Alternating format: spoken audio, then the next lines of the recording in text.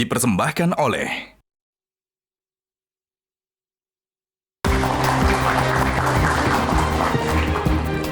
Pemirsa, Indonesia punya cita-cita setinggi langit pada tahun 2045, yakni melahirkan generasi emas. Namun jauh panggang dari api, masalah biaya pendidikan yang tinggi justru membuat generasi muda kita cemas.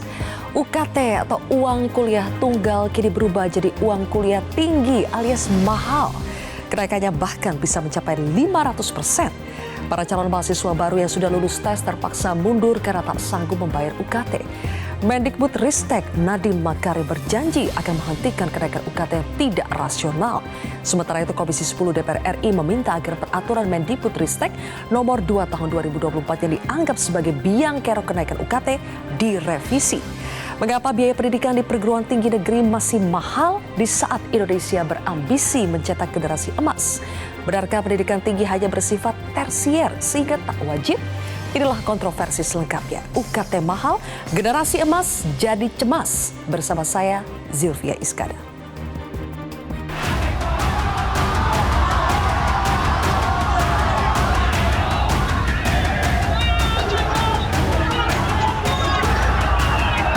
Pokoknya UKT masih tidak jelas, UKT masih mahal.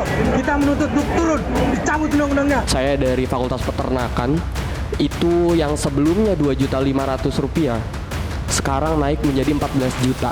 Sebelumnya Fakultas Kedokteran tahun sebelumnya adalah 25 juta. Hari ini di tahun 2024 UNS IP-nya mencapai 200 juta, yang dimana naiknya 8 kali lipat lebih. Peraturan UKT baru ini hanya berlaku kepada mahasiswa baru, tidak berlaku untuk mahasiswa yang sudah belajar di perguruan tinggi. Jangan tiba-tiba di tengah jalan menaikkan UKT, itu saya kira langkah yang sembrono.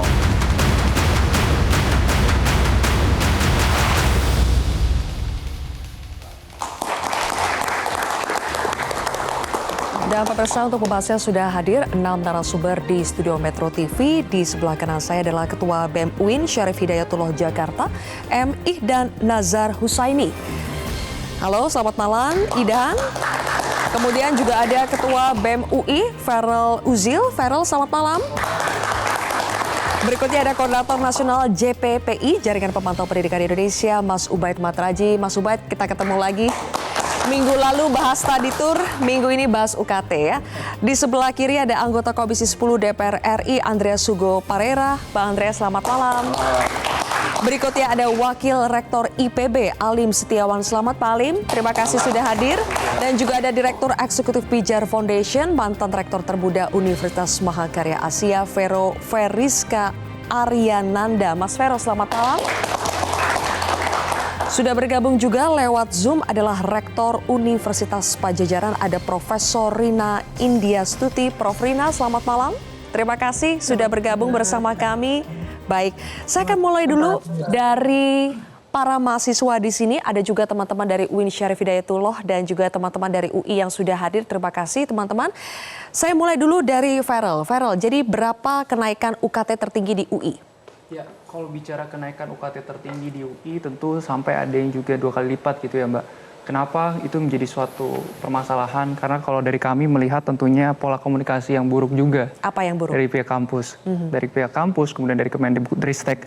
Tidak ada sosialisasi atau tidak ada sama sekali. Tiba-tiba langsung naik? Tiba-tiba langsung naik. Bahwa sejak Januari kami sudah mempertanyakan terkait kejelasan SK biaya pendidikan kepada pihak kampus. Tapi pihak kampus tidak pernah memberikan informasi secara jelas dan selalu melempar bola bahwa ini masih di dalam pembahasan Kemendikbudristek. Kemudian hingga akhirnya SK tersebut baru keluar tanggal 7 Mei. Padahal kalau secara timeline di tanggal 18 April itu sudah ada masa praregistrasi penerimaan SNBP. Jadi dalam tanda kutip gitu ya, mahasiswa-mahasiswa baru ini memilih untuk masuk UI dengan tidak tahu terkait biaya pendidikannya gitu. Masih pakai UKT yang lama, Betul. patokan mereka ya. Jadi kayak beli kucing dalam karung gitu. Berarti kalau ada istilah mahasiswa ini seperti dalam tanda kutip terjebak, Yes, itu betul ya menurut Farel ya. Oke, tidak ada sosialisasi, komunikasi yang buruk, dan setelah ternyata itu keluar, tadi kan ada pernyataan dari Mendikbudristek bahwa ini hanya berlaku untuk para mahasiswa baru. Tapi yang Farel ketahui di UI, apakah betul demikian? Ya, jadi kalau terkait statement Pak Nadiem ya bahwa itu hanya berpengaruh kepada mahasiswa baru, itu tidak sepenuhnya tepat. Karena kalau kita bicara konteks UI, itu teman-teman dari keprofesian pun terdampak gitu. Terutama teman-teman dari rumpun ilmu kesehatan, seperti perawat, dokter, ketika mereka ingin masuk kepada koas, itu biaya pendidikan pun terdampak. Ada kenaikan seperti itu. Jadi kalau statement Pak Nadiem itu patut dipertanyakan gitu. Itu berarti sudah semester akhir ya? Iya, betul. Malah ada kenaikan? Ada kenaikan. Waduh, oke. Kalau dari Idan, dari UIN, bagaimana? Mahasiswa UIN kan demo protes kenaikan UKT yang dianggap tidak masuk akal. Tidak masuk akalnya di bagian mana? Jadi sebenarnya kalau yang terjadi di UIN ya, jadi di UIN itu memang untuk fakultasku sendiri katakan bahwa Fakultas apa, Idan? Fakultas Suludin saya itu. Oke. Jadi di Fakultas Suludin itu kita di tahun 2020 saya sendiri tuh mendapatkan UKT 5. Jadi UKT 5 itu pada hari itu tuh hanya mencapai angka 2.900.000. 2.900.000. Ya, Itu kelompok 5 ya? Kelompok yang kelompok yang di tengah-tengah sebenarnya. Di tengah-tengah. Ada berapa kelompok UKT? Ada 7 kelompok. 7, Cuma hari ini memang angka 2.900.000 itu hanya cukup pada golongan UKT kedua. Nah, sebenarnya untuk kenaikan UKT ini memang dipicu karena adanya KMA 368 yang dikeluarkan oleh Kemenag. Nah, oleh karena itu sebenarnya kita di sini tuh datang bukan untuk kemudian cukup hanya mengasihani atau menyampaikan aspirasi teman-teman mahasiswa baru. Kita juga ingin mendukung sebenarnya visi Indonesia Emas di 2045. Oleh karena itu sebenarnya kenaikan UKT ini itu cenderung untuk membatalkan visi Indonesia Emas di 2045. Karena mengingat Presiden Joko Widodo itu di salah satu universitas di Surabaya kalau nggak salah itu, dia mengatakan bahwa untuk minat strata S2 saja itu berada di angka 0,45%. Dan ini kita secara signifikan dan secara eksplisit memang terlihat bahwa di bawah dari Malaysia yang mencapai angka 2,43%. Jika uang kuliah tunggal di strata 1 aja ditinggikan gitu, otomatis teman-teman dari masyarakat atau rakyat, anak-anak yang lahir dari rahim rakyat yang terdampak itu tidak kemudian bisa mengakses kuliah S2. Sebagai gambaran tadi Idan mengatakan kamu di tahun 2020 Yes. UKT 2,9 itu masuk kelompok 5. Kelompok 5. Kalau di tahun 2024 ini angka 2,9 itu masuk kelompok 2. Kelompok 2. Semakin tinggi kelompoknya kan berarti semakin naik harganya. Betul. Berarti ini kenaikannya sudah cukup jauh ya. Cukup jauh, sangat signifikan. Kamu tadi mengomentari soal pernyataan Presiden Jokowi, Yes. soal angka lulusan S2, S3 kita itu masih sangat rendah kalau dibandingkan dengan negara-negara tetangga. Bagaimana ketika mendengar pernyataan dari pejabat Kemendikbud yang mengatakan bahwa pendidikan tinggi itu adalah pendidikan tersier sehingga tidak wajib. Respon kamu bagaimana? Saya kira bahwa untuk pendidikan tinggi itu tidak serta-merta hanya mentah sebagai suka-suka atau tersier itu ya. Saya kira bahwa dalam Undang-Undang 1945 bahkan itu juga dijelaskan dipertajam dalam pasal 26C ayat 1 bahwa pemerintah ini dia memiliki kewajiban untuk kemudian mencerdaskan bangsa. Nah, 26C ayat 1 ini secara imperatif kalau misalnya kita terjemahkan secara singkat itu bisa dilihat bahwa setiap rakyat itu memiliki hak untuk mendapatkan pendidikan tinggi yang berkualitas dan bermutu tentunya. Hanya saja dari kenaikan ini Permendikbud 02 2024 dengan KMA 368 itu sedikit membatalkan, juga tidak ingin kemudian mengakomodir atau mengindahkan kesedihan yang dilontarkan oleh Presiden Jokowi. Ya. Jadi kontradiktif ya. Betul. Farel, ketika mendengarkan pernyataan ada jawaban seperti itu dari Sesdirjen Dikti Kemendikbudristek. Pendidikan tinggi tidak wajib, sifatnya tersier itu pilihan. Kamu bagaimana meresponnya? Ya, tentu itu menjadi suatu hal kontradiktif. Apalagi kalau misalkan negara Indonesia punya cita-cita Indonesia Emas 2045. Kita tahu bagaimana kita menuju ke arah Indonesia Emas 2045, tentu salah satunya adalah membangun sumber daya manusia yang unggul dan dapat bersaing. Lewat apa? Lewat pendidikan yang berkualitas dan bermutu. Kemudian juga di salah satu statement beliau kan juga mengatakan gitu bahwa wajib belajar itu 12 tahun, sedangkan perguruan tinggi pilihan. Oke, misalkan kita turuti cara berpikir beliau, wajib belajar 12 tahun. Sejauh mana Indonesia sudah mengimplementasikan wajib belajar 12 tahun itu dengan baik? Kalau berdasarkan data gitu ya Mbak, 12 tahun wajib belajar yang menjadi fokus pemerintah katanya, pada akhirnya hanya menghasilkan 8,3 tahun penduduk Indonesia yang selesai studi dari wajib belajar 12 tahun itu. Jadi kalau dikatakan pertama itu tersier, itu juga keliru. Kemudian kalau pemerintah fokus ke 12 tahun wajib belajar, juga nggak jelas realitas implementasinya seperti apa. Ternyata yang wajib saja masih PR begitu ya. Betul. Oke. Ke Bang Andreas dulu. Sebelumnya kami informasikan dulu pemirsa bahwa kami sudah mencoba untuk mengundang perwakilan dari Kemendikbudristek untuk datang dalam diskusi hari ini, tapi tidak ada yang berkenan untuk mewakili dalam diskusi hari ini. Karena itu kita lanjut lagi. Jadi Mas Ubaid memang sudah 2 minggu kita undang, tapi belum bisa hadir. Sekarang ke Bang Andreas dulu yang sudah menemui langsung pejabat dari Kemendikbudristek. Jadi kesimpulannya apa Bang dari rapat 2 jam ya kurang lebih pada hari Selasa lalu? Kesimpulannya apa? Sudah ada belum solusinya?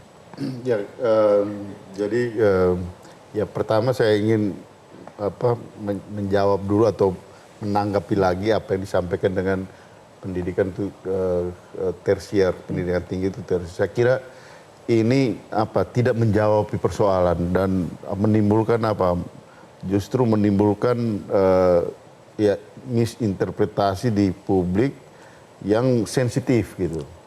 Apa yang disampaikan oleh Prof. Cici itu dari sekretaris Sesdirjen Dikti Kemendikbudristek.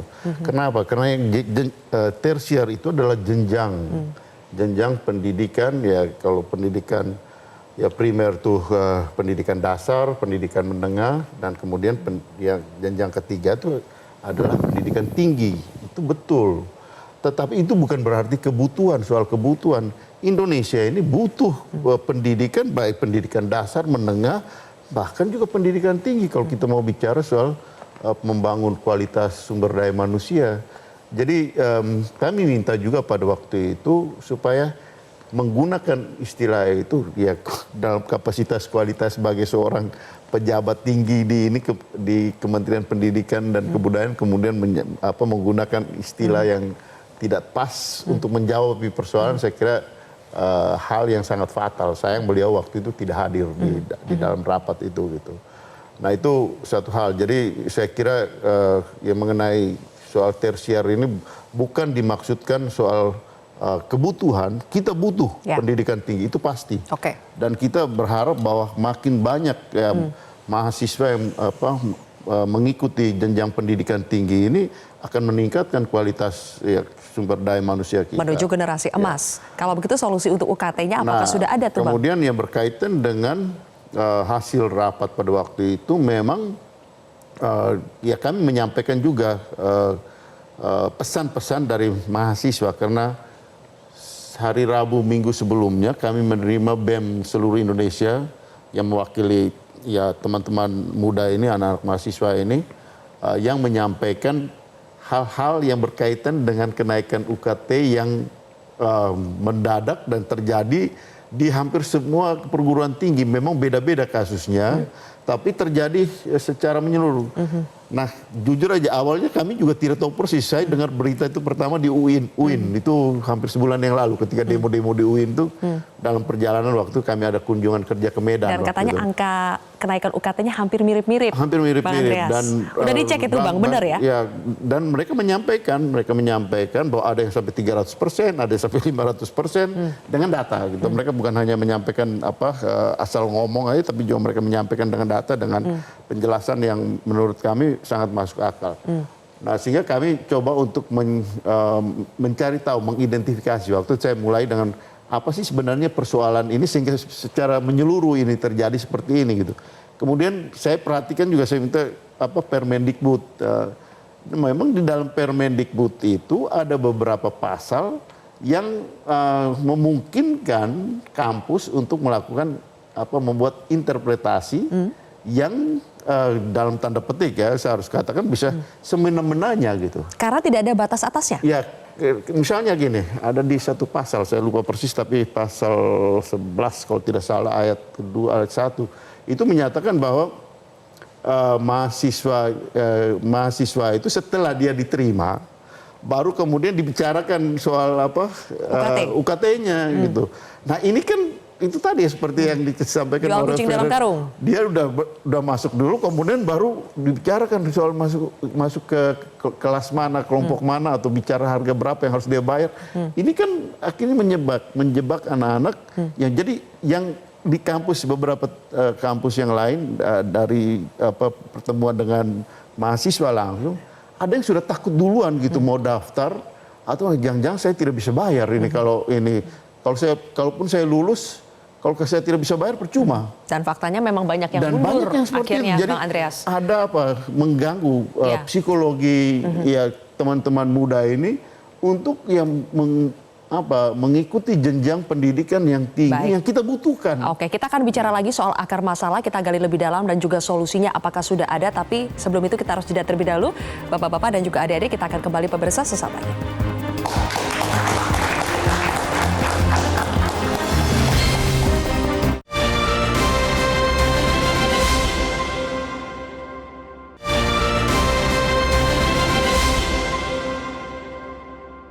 Dipersembahkan oleh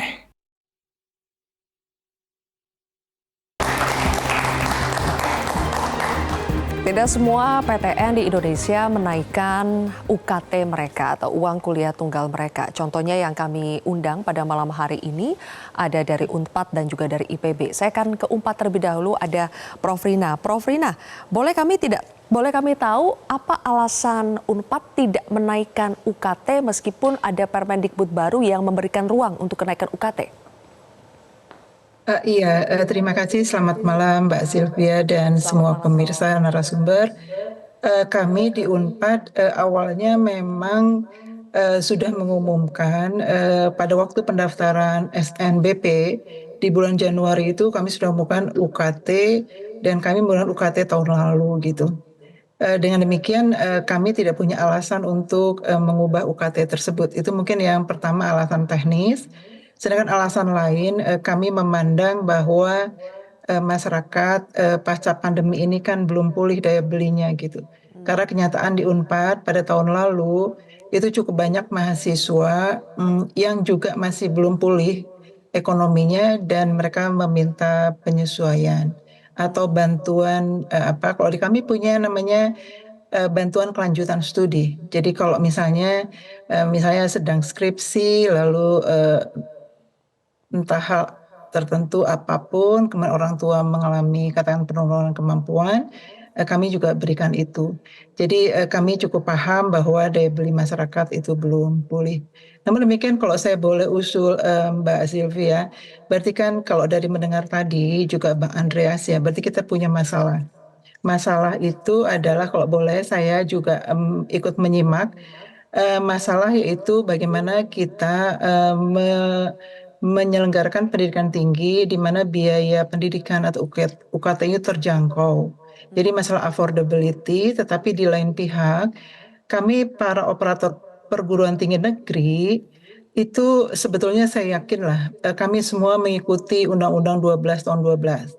Antara lain bahwa di situ ada fungsi perguruan tinggi kan, bahwa di dalam pasal 55 itu adalah fungsi perguruan tinggi tidak hanya sebagai tempat pembelajaran, tapi juga pencetak calon pemimpin, pengembangan iptek, pusat peradaban. Itu sebetulnya kami ingin jalankan dengan baik. Jadi lebih dari sekedar melayani pembelajaran dan mencetak generasi atau calon pemimpin. Jadi sebetulnya perguruan tinggi relevan dengan mencetak generasi emas tadi. Nah, persoalannya adalah bagaimana fungsi perguruan tinggi berjalan sempurna, efektif, tapi juga UKT-nya terjangkau. Saya boleh sedikit ya, ingin juga sampaikan bahwa UKT itu kan uang kuliah tunggal bagi seorang mahasiswa. Kalau di Unpad adalah setiap prodi UKT-nya berbeda, setiap kelompok ekonomi UKT-nya berbeda. Kami rasanya semua perguruan tinggi konsisten melaksanakan undang-undang tadi ya, Undang-Undang 12 bahwa kami menjamin minimal 20% mahasiswa di PTN itu adalah berasal dari kelompok kurang mampu dan 3T. Jadi persoalannya adalah Mbak Sylvia kalau saya boleh, masalah kita itu sebetulnya di bagaimana kelompok UKT 3, UKT 4, UKT 5 itu yang sering fluktuasi kemampuan ekonominya itu bisa kita tangani. Mungkin disitulah sebenarnya pemerintah atau beasiswa dari sektor swasta kami sangat berharap. Jadi sebetulnya bisa diselesaikan dengan kebijakan ataupun seluruh komitmen stakeholders. Mungkin sementara itu Mbak Sylvia. Oke, terima kasih Prof. Rina. Kalau untuk Pak Alim di IPB, kami ketahui juga IPB ini salah satu PTN BH yang tidak menaikkan UKT-nya juga. Alasannya apa Pak Alim? Ya, terima kasih Mbak Sylvia. Pertama, seperti tadi disampaikan, pendidikan tinggi kami pandang masih menjadi instrumen yang efektif untuk bisa menghasilkan SDM yang unggul ya untuk Indonesia Emas. Di sisi yang lain juga kami sadar bahwa pendidikan tinggi itu masih menjadi eskalator sosial yang efektif untuk mobilitas vertikal ya dari masyarakat yang tidak mampu berharap anaknya bisa jadi sarjana dan bisa mengangkat derajatnya. Itu kenapa kemudian di IPB di dalam menetapkan UKT, kami mempertimbangkan 3 hal. Pertama, willingness to pay, kemampuan untuk membayar. Ability to pay, kemampuan untuk membayar, begitu ya. Tadi seperti disampaikan Bu Rina, kondisi sosial ekonomi. Juga yang ketiga adalah kebutuhan kampus untuk menyelenggarakan pendidikan yang bermutu. Karena tadi kita ingin menghasilkan SDM yang unggul. Nah, di situ kami dengan berbagai simulasi, kita melakukan penyesuaian UKT untuk tahun 2024 dengan permen itu. Dan yang menjadi menarik, kebijakan ini tidak diprotes oleh para mahasiswa, justru karena ini berlaku untuk mahasiswa baru ya. Justru kakak kelasnya ini pada iri. Kenapa iri ketika catat kami sementara ini kan baru 1 jalur ya, SMBP. Kita coba bandingkan gitu ya. Nah itu pertama rata pendapatan mahasiswa itu turun dibanding tahun sebelumnya dengan UKT yang baru. Jadi kalau tahun sebelumnya rata-rata UKT mahasiswa IPB itu 6,1 juta, sekarang tahun ini dari jalur SMBP itu 5,6. Dan jumlah mahasiswa atau persentase mahasiswa yang tidak mampu yang kami terima itu naik. Dari tahun sebelumnya itu 21%, sekarang 35,5%. Nah ini yang bikin iri kakak-kakak kelasnya. Jadi malah begitu. kondisinya lebih baik untuk mahasiswa baru. Iya. Oke, kenapa bisa begitu Pak IPB? Karena kami mencoba untuk bisa kreatif ya. Kami tidak hanya mengandalkan sumber dari peserta didik dan juga dari negara. Karena sejak ditetapkan menjadi PTNBH sekitar 10 tahun yang lalu, itu dari postur anggaran kami jaga agar dari peserta didik itu hanya di kisaran 20% dari komposisi semua pembiayaan. Itu. 20% dari UKT, dari peserta didik. Anggaran, dari peserta didik. Pembiayaan lainnya dari? Pembiayaan lainnya dari pemerintah. Itu kurang lebih, memang trennya menurun Pak Andreas ya. Kalau 10 tahun yang lalu kurang lebih 40% di IPB itu, sekarang 30%. Jadi total dari negara dan peserta didik itu hanya 50%. Nah 50%-nya itu Pak Rektor, para WR, para dekan itu pontang-panting kerja keras untuk mencari sumber-sumber kreatif. Baik dari kerjasama, riset, kolaborasi internasional, dari beasiswa gitu. Karena 1 dari 3 mahasiswa IPB itu mendapat beasiswa. Kurang lebih 40% pasti mendapatkan beasiswa.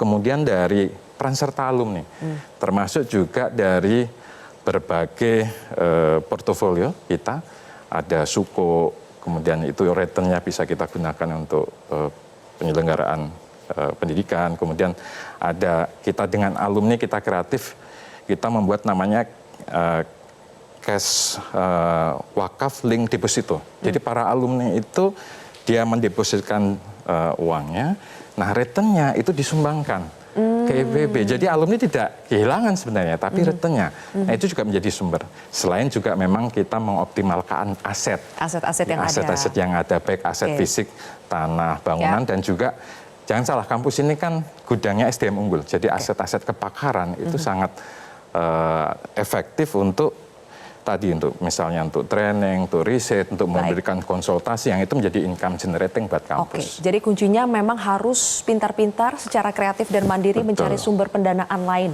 Di luar dari pemerintah 30%, dari peserta didik 20%. Kisaran 20%. Tapi pada praktiknya Mas Vero ini menulis ya soal diferensiasi sumber pendanaan yang bisa dilakukan oleh PTN BH terutama. Semudah itukah kalau IPB bisa menerapkannya bertahun-tahun? Apakah ini memang bisa diterapkan untuk seluruh PTN atau PTNBH yang ada di Indonesia? Mudah tidak? Tidak mudah, tapi harus dilakukan, Mbak. Jadi memang kalau kita lihat secara tinjauan sejarahnya ya, PTN ini kan awalnya dulu disubsidi oleh pemerintah, terus kemudian juga secara mahasiswa juga tidak perlu mencari terlalu sulit karena ada ujian masuk yang akhirnya mahasiswa pasti datang, seperti itu. Jadi hal-hal itu sangat mudah bagi PTN di masa lalu. Tapi kan tidak bisa seperti itu terus, ya kan?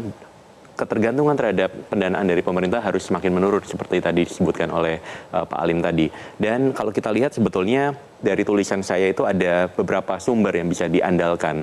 Yang pertama dan yang pasti adalah UKT. Karena UKT ini adalah sumber yang sangat stabil, sumber yang recurring, dan mau tidak mau ya istilahnya daripada kita mencari di alam bebas, kita sudah ada mahasiswanya captive marketnya di situ. Dan sebagian besar PTN kita sangat mengandalkan UKT itu Sangat sebagai mengandalkan sumber itu. pendanaan pertama ya? Pertama, karena itu yang paling mudah.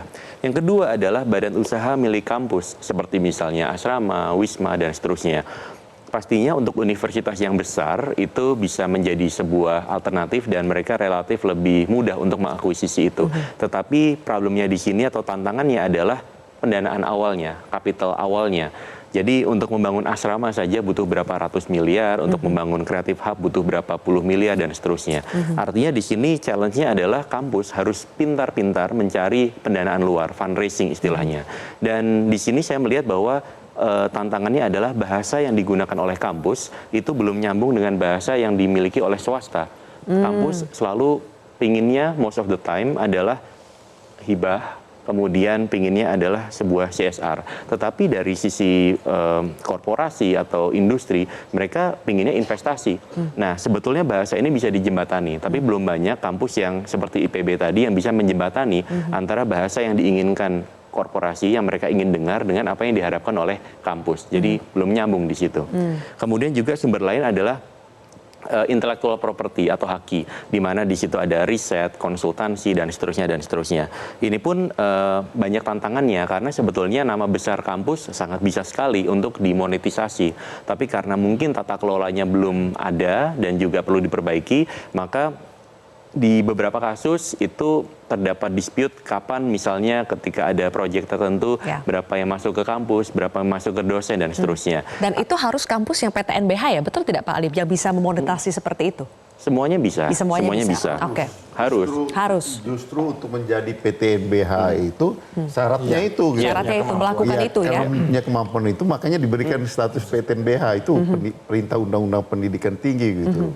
Tapi ternyata pada praktiknya tidak mudah untuk melakukan tiga hal yang tadi disebutkan oleh Mas Vero. Makanya ujung-ujungnya kembali lagi bergantung pada UKT. Saya ingin tanya ke Mas Ubaid. Mas Ubaid, kalau kemarin kita lihat ketika Kemendikbudristek memaparkan postur anggaran pendidikan kita, 20%-nya iya 665 triliun, tapi kita betul-betul baru paham bahwa ternyata yang betul-betul dikelola oleh Kemendikbudristek anggaran fungsi pendidikannya itu hanya 98,9 T atau 15% saja dari angka yang besar tadi 665 triliun. Dan yang dipakai untuk program pendidikan tinggi itu 38,5 T dari angka 90-an tadi. Cukup tidak sebetulnya sebegitu angka itu untuk biaya pendidikan kita, pendidikan tinggi khususnya? Menurut saya memang angka yang kecil itu yang dikehendaki. Oleh Kemendikbud. Kenapa bisa begitu? Karena tidak menghendaki yang banyak gitu. Dasar Anda ngomong begitu apa tuh Mas Ubaid? Ya jelas karena begitu PTN ini didorong menjadi PTNBH, kan pemerintah nggak perlu membiayai seperti PTN dulu. Jadi dulu dana Kemendikbud itu digunakan untuk mensubsidi atau pembiayaan yang ada di PTN. Itu angkanya bisa sampai 80 sampai 90%. Lah sekarang seperti di IPB cuma berapa persen? 30%. Di kampus lain ada 20%. Artinya dari 80, 90 ke 20, 30 itu kan berkurang drastis. Artinya ketika Kemendikbudristek itu tidak punya kepentingan untuk melakukan pembiayaan terhadap PTNBH, maka biaya yang dikelola juga dikurangi banyak gitu kan. Sehingga tidak kemudian Kemendikbudristek kita itu minta uang banyak, kenapa dikasih DPR sedikit gitu ya Pak Andre ya. Jadi memang kebijakan PTNBH itu kebijakan yang memang dirancang, didesain oleh Kemendikbudristek supaya PTN tidak lagi bergantung kepada pemerintah tapi jalan sendiri gitu. Lah di poin itulah kemudian saya berpandangan justru cilakannya di situ. Sumber masalahnya mulai dari itu. Di situ. Jadi mestinya kampus itu adalah fokus mencerdaskan kehidupan bangsa. Yang melalui tridharma perguruan tinggi itu riset, pendidikan, pengabdian masyarakat itu. Nah kalau kampus dibebani untuk nyari uang, dibebani bisnis dan seterusnya, nggak fokus nanti. Yang terjadi adalah komersialisasi yang seperti hari ini dirasakan oleh adik-adik mahasiswa ini gitu loh. Tapi ada yang sukses seperti IPB yang sudah 50% sumber pendanaannya cari sendiri. Sepertinya fokus-fokus saja tidak menjalankan fungsi pendidikannya. Nanti boleh dijawab nanti Pak Alim. Nanti saya tanya juga ke Prof Rina apakah sepakat dengan apa yang disampaikan oleh Mas Ubaid. Tapi kita harus jeda terlebih dahulu pemirsa. Kontroversi akan kembali sesaat lagi.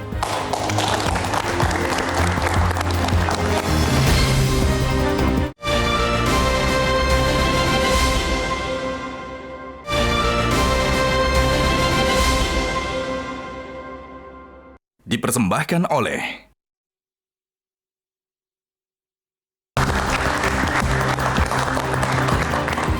Baik, tadi terpotong sampai Pak Alim, benarkah ketika kampus disuruh untuk nyari uang, itu disitulah akhirnya bisa mengorbankan kualitas pendidikan, fungsi pendidikan dan pengajaran yang ada di kampus? Alhamdulillah IPB sejak ditetapkan jadi PTNBH ya 10 tahun yang lalu, itu peringkatnya itu justru semakin naik. Yang dulu itu 700 di World University Ranking ya, sekarang kita sudah di angka 400 sekian. Bahkan untuk subjek agriculture dan kehutanan forestry itu kita masih di top 50, 50 terbaik di dunia. Begitu. Kuncinya supaya bisa balance bagaimana itu Pak? Ya artinya kita tadi kerjasama ya untuk atau kolaborasi itu yang kita tingkatkan yang terkait dengan riset, karena itu juga bisa mendongkrak mutu sebenarnya. Sambil mencari uang, sambil mendanai untuk riset, sambil juga untuk investasi infrastruktur, karena kadang banyak grant-grant dari luar negeri, dari itu yang bisa kita gunakan untuk memperbarui alat lab misalnya di kampus atau fasilitas pendidikan lainnya, fasilitas riset lainnya. Jadi ada yang bisa nih Mas Ubaid, tapi rata-rata? Itu yang bermasalah gitu kan. Jadi ketika PTNBH ini menyuruh ya, bahkan mewajibkan kampus itu tidak hanya mencerdaskan kehidupan bangsa tapi berbisnis, maka yang terjadi adalah yaitu kampus berbisnis dengan mahasiswa gitu. Itu yang menjadi masalah gitu. Oke, itu akar masalah paling. Gini, Mbak Silvi, jadi Undang-Undang Pendidikan Tinggi itu kan diatur tiga kelompok perguruan tinggi, kan ada PTNBH, PTNBRU, dan PTN Satker. Nah sayang Satker ini kan dibiayai penuh oleh negara gitu. Nah soal menjadi PTNBH itu juga tentu dengan kriterianya gitu. Kenapa mereka bisa menjadi PTNBH? Nah contoh seperti IPB ini, sayangnya kemarin waktu presentasi Mas Menteri tidak disampaikan, justru yang disampaikan perguruan tinggi lain gitu. Artinya ini sebenarnya model PTNBH, kalau ya seperti yang tadi ya, itu adalah model PTNBH, model PTN yang di BH-kan, di badan hukum kan yang ideal, yang seharusnya seperti itu. Nah, tapi kalau bahwa tadi yang tadi Silvi tunjukkan tadi, ada kita punya anggaran APBN, mandatori APBN itu 20% dari mandatori Undang-Undang Dasar, 20% dari APBN itu untuk pendidikan, jadi 665 triliun, Mas Ubaid. Bukan berarti Kementerian Pendidikan yang saya tahu dan kami selalu bahas, bukan berarti Kementerian Pendidikan dan Kebudayaan tidak menghendaki angka yang lebih besar gitu. Justru sedang kami perjuangkan untuk menjadi lebih besar. Karena selama ini yang memutuskan itu bukan Kementerian Pendidikan. Dana pendidikan itu yang memutuskan Menteri Keuangan dan Bappenas gitu. Jadi DPR itu bagaimana perannya, Pak? Dan itu yang saya tahu di Banggar kami selalu berdebat soal itu gitu. Kami selalu berdebat soal itu, tapi kan keputusan akhirnya itu di DPR. Enggak. Keputusan akhir itu adalah pemerintah dan DPR. Itu keputusan dan DPR kan? Pemerintah dan DPR, dan kami selalu berdebat soal itu karena mandatori itu. Tapi apa? Anggaran pendidikan itu yang dimaksudkan anggaran pendidikan dimanfaatkan untuk fungsi pendidikan. Dan fungsi. Saya kira begini Pak, maaf. Sebentar. Tapi saya kira begini. Sebentar. Tapi saya sebagai Bapak sebagai Dewan Perwakilan Rakyat, maksud saya seperti ini Pak. 52% dari anggaran pendidikan itu ditransfer daerah untuk pendidikan. Dan kemudian sebagian besar dari anggaran pendidikan itu untuk pendidikan kedinasan juga. Jadi untuk pendidikan itu di banyak dinas-dinas, misalnya kesehatan, di kelautan, dibagi ke berbagai kementerian lembaga lain. Ada yang kita lihat saya tidak perlu sebut, ada kementerian yang unit cost untuk satu mahasiswa sampai dengan selesai sampai 400 juta. Nah itu yang terjadi gitu, dan itu tidak adil. Oke, silakan. Idan dulu coba. Sedikit ya. Itu tidak adil juga Tadi saya sudah untuk teman-teman di pendidikan tinggi. 1945 bahwa pemerintah memiliki kewajiban untuk mencerdaskan kehidupan bangsa. Tadi sudah dikatakan sama Mas yang sebelah kanan saya bahwa menjadikan negara. Oke. Bapak sebagai Dewan Perwakilan Rakyat di sini gitu. Ya karena itu kemarin tuh saya melihat bahwa jam 10 pagi DPR itu ingin kemudian membatalkan perihal kenaikan UKT. Permasalahannya adalah Pak, Kementerian, Kemendikbud maupun Kemenak itu dia mengeluarkan satu kebijakan yang sangat amat tidak bajik menurut saya. Ya, kita balik ke judul gitu kan. Judul ini kan sebenarnya generasi emas menjadi cemas gitu loh. Kalau strata S1 saja itu dinaikkan harganya, nanti Pak yang terjadi adalah bukan kemudian pendidikan tinggi itu tersier, justru yang kita bicarakan di sini adalah pendidikan tinggi ini berbicara perihal mampu atau tidak mampunya rakyat. Seolah-olah nanti perguruan tinggi itu hanya mampu diakses oleh para anak-anak yang lahir dari rahim pejabat oleh anak-anak yang lahir dari rahim pejabat Bicarakan betul. dan tidak diperuntukkan untuk anak yang lahir dari rahim rakyat yang terdampak.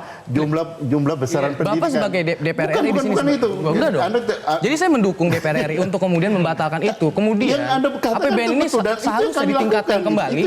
Ditingkatkan kembali. Yang tidak dilakukan oleh Bang Andreas adalah yang pertama ya. Yang pertama tadi disebutkan 20%. Itu mandatori Undang-Undang Dasar 45. Itu saya koreksi.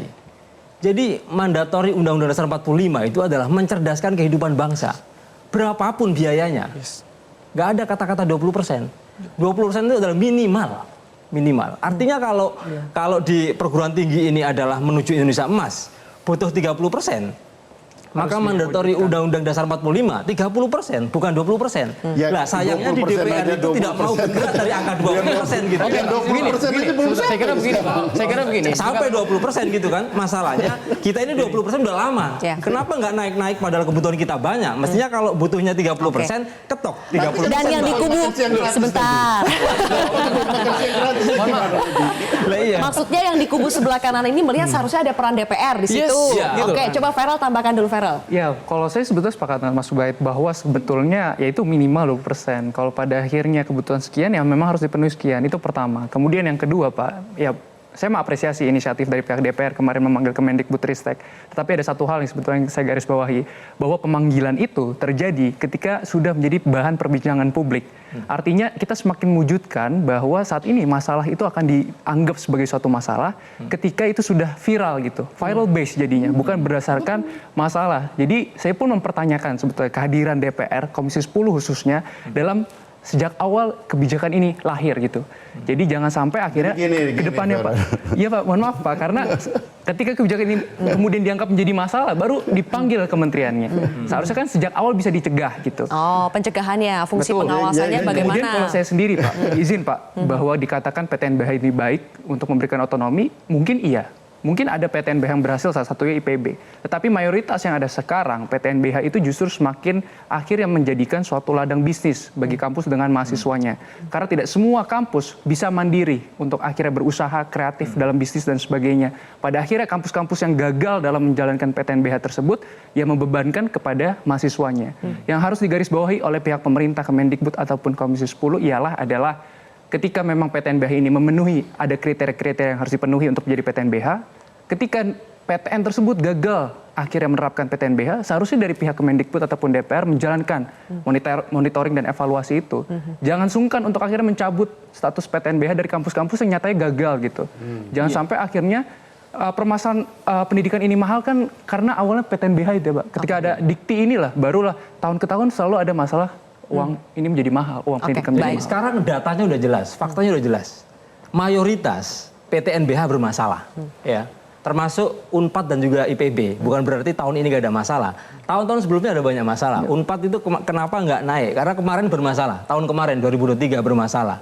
Di IPB juga tahun kemarin juga banyak demo. Artinya bukan berarti nggak ada masalah. Bahwa respon PTNBH dengan UKT yang sangat mahal itu terjadi di mana-mana. Dan faktanya terjadi komersialisasi pendidikan. Artinya tidak kemudian PTNBH yang dianggap gagal itu kemudian dicabut, PTNBH-nya balik menjadi PTN, enggak. Undang-undang yang memayungi PTNBH ini harus dicabut, Bang Andreas gitu. Malahan Jadi Undang-Undang Dikti nomor 12 tahun 2012 ini adalah biang kerok lahan bisnis di kampus ini. Oke, kita tampung dulu ya. Saya ke Prof Rina dulu karena Prof Rina harus kita sudahi di segmen ini. Prof Rina, jadi kalau belum bermasalah sekarang, tadi kata Mas Ubaid, mungkin sebelumnya sudah ada masalah dan mungkin kedepannya bisa ada masalah kalau modelnya masih seperti ini. Jadi Prof Rina, usul dari Unpad supaya biaya pendidikan ini terutama UKT bisa lebih terjangkau demi memenuhi tadi kewajiban negara untuk mencerdaskan kehidupan bangsa, apa Bu yang bisa dilakukan seharusnya oleh pemerintah dan juga pihak kampus? Ya baik, terima kasih Mbak Cilvia. Tapi saya ingin koreksi Mas Ubay ya. Mungkin mohon dilihat data kami Mas Ubay. Jadi kami itu praktis sebagian besar UKT kami itu tidak naik Pak. Kecuali memang ada beberapa prodi yang sebut saja misalnya saja mereka sudah akreditasi internasional dan yang kemudian disesuaikan itu adalah hanya UKT 8-nya gitu. Jadi mungkin Mas Ubay boleh lihat data. Kami senang kalau Mas Ubay melihat data kami. Tapi saya bisa pastikan bahwa kami selama hampir 5 tahun tidak menaikkan UKT, Mas. Itu yang pertama mohon dilihat. Jadi saya agak terkejut ya, Unpad bermasalah. Masalah apa nih Mas sebetulnya? Saya jadi mungkin di lain pihak kita bisa diskusi ya Mas Ubay ya dengan data tentu saja. Pertama itu ingin saya klarifikasi. Yang kedua adalah kami selalu melakukan dialog dengan mahasiswa. Jadi mahasiswa kami cukup kritis ya. Di dalam katakan saja kalau terjadi bukan kenaikan UKT yang kami kritisi oleh mahasiswa, tapi kalau ada temannya yang tiba-tiba kemauan ekonominya itu menjadi terganggu, itu BEM kami itu paling sigap untuk mencarikan bantuan. Makanya tadi kami punya beasiswa Unpad. Jadi Unpad itu tahun 2023 Mas Ubay menyalurkan 8.340 beasiswa Unpad untuk membantu mahasiswa yang tadi tiba-tiba terdampak, tiba-tiba bermasalah. Jadi mohon kata-kata bermasalah jadi saya rada mencari data apa yang bermasalah ya. Lalu berikutnya kami juga melakukan ini kepada terutama mengenai PTNBH kami. Jadi Unpad itu anggaran dari APBN atau dari pemerintah 33% Mbak Zivia. Lalu dari mahasiswa 33%. Kami punya program studi 190.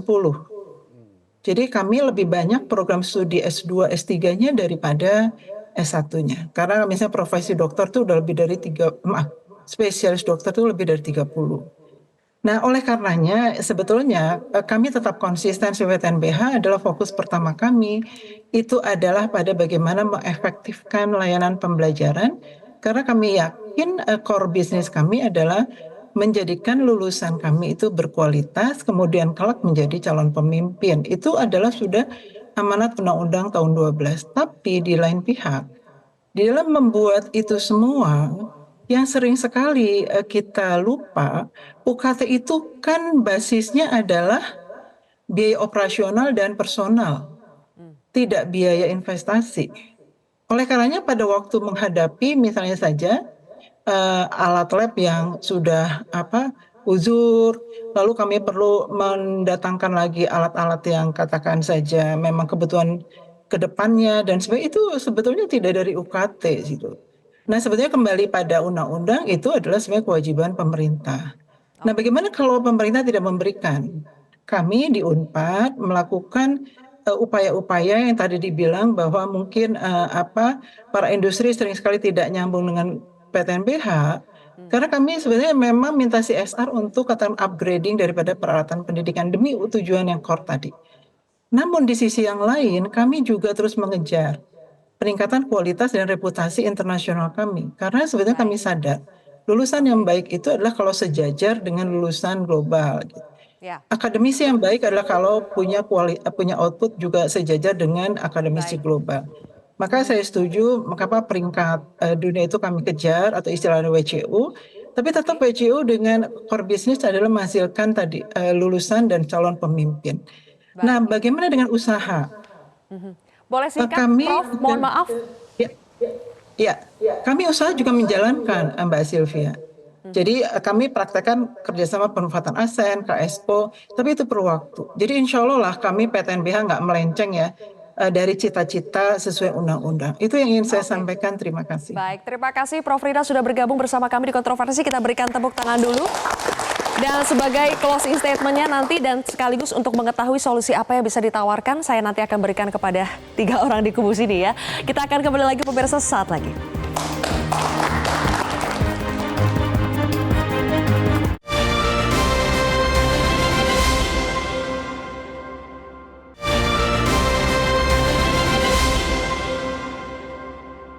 Dipersembahkan oleh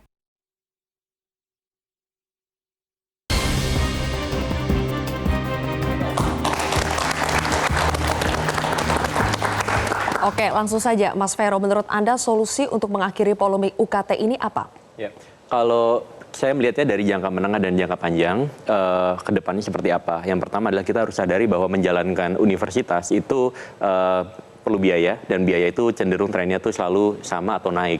Dan di sini kampus, saya melihat dari 3 sisi ya. Satu, dari kampus sendiri adalah mereka mau nggak mau, suka nggak suka harus bertransformasi. Satu, mereka harus bisa untuk mendapatkan creative financing dari sumber lain, baik itu dari optimalisasi aset maupun dari sumber lainnya. Tetapi untuk menanggapi Mas Ubay tadi adalah stay dan tetap di core competence, yaitu pendidikan, dan jangan hanya melihat berbisnis dengan mahasiswa yang ada, tetapi kita bisa juga berbisnis dengan korporasi yang ada di sekeliling dari kampus itu. Yang kedua, dari sisi pemerintah, DPR dan juga pemerintah adalah peraturan-peraturan yang menyebabkan ketidakefisienan ini perlu dievaluasi ulang, dan juga pemerintah harus membantu universitas untuk bisa bertransformasi. SDM-nya harus dibuat, harus disiapkan, dan juga kemudian dimentorin dan seterusnya. Oke, kita berikan tepuk tangan.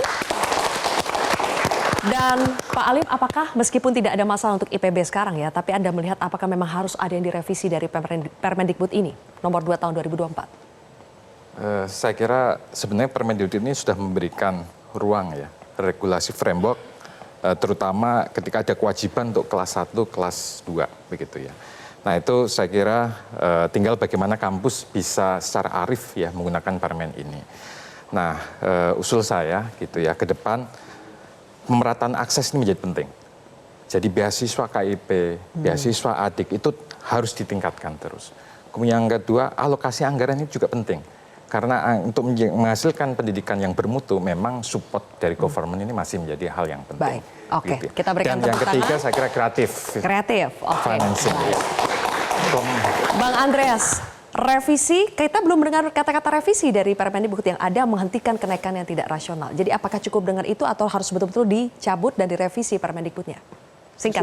Sebenarnya sudah ada kesimpulan di dalam rapat terakhir kemarin bahwa pemerintah meninjau ulang dan merevisi Permendikbud tersebut karena mengharapkan kampus, mengharapkan hanya kebijakan dari kampus itu rasanya akan sulit gitu. Kenapa? Karena ada beberapa pasal yang menurut kami itu misinterpretasi, bisa menimbulkan interpretasi yang berbeda. Kalau yang baik ya bagus gitu, seperti IPB gitu. Kalau tidak, ya itu yang terjadi seperti di beberapa perguruan tinggi. Sehingga itu harus direvisi. Menutup ruang tafsir itu ya? Betul, menutup ruang untuk tidak terjadi multitafsir. Kemudian untuk solusi jangka panjang itu yang tadi disampaikan oleh kawan-kawan ini, bahwa core sektornya itu mestinya ada di Kementerian Pendidikan dan Kebudayaan. Baik. Untuk pembiayaan pendidikan dan tanggung jawab pendidikan. Nah itu yang tidak terjadi di Republik ini gitu. Kita tahu bahwa banyak pendidikan-pendidikan dan dana pendidikan itu dikelola oleh kementerian lain yang bukan Kementerian Pendidikan, dan kita itu dukung lebih nanti besar. Buat pemerintahan baru harus lebih baik ya Bang? Iya, dan itu kita berikan tepuk tangan. Kita harus rubah undang-undangnya. Ya, baik. Dan juga kerja dari DPR di pemerintahan yang akan datang tentunya. Terima kasih rekan-rekan sudah hadir di Kontroversi. Pemirsa, saya Zilvia Iskandar pamit undur diri. Sampai jumpa.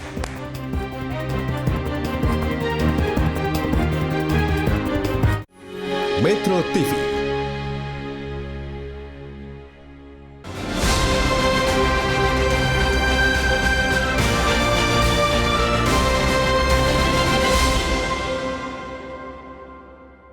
Dipersembahkan oleh Jelajahi cara baru mendapatkan informasi. Download Metro TV Extend sekarang.